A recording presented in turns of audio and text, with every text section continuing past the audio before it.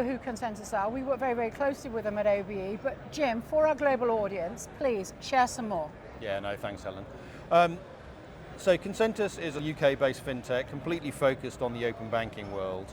It started 5 or so years ago, initially with a very European focus. The original proposition, if you like, was for banks.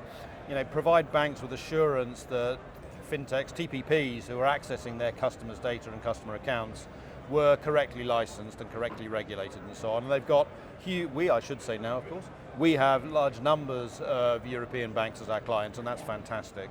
But the business has kind of moved on from there now, so as well as that fantastic European heritage and franchise, if you like, taken that another step forward. So for example, working with countries in many parts of the world now, helping those countries to understand how to capitalize on the open banking, the open finance opportunity, what that could mean for their local economies, and how to actually go do it.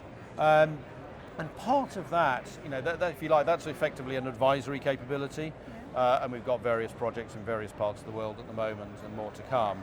But also we've taken that European-centric trust framework capability and kind of turned that into effectively a directory-like service, so that for a country implementation, for example, some countries need this to make their open banking implementation work. A central directory, a central place to manage the trust, if you like, between banks and third parties and each other to really enable that open banking ecosystem, so that capability as well.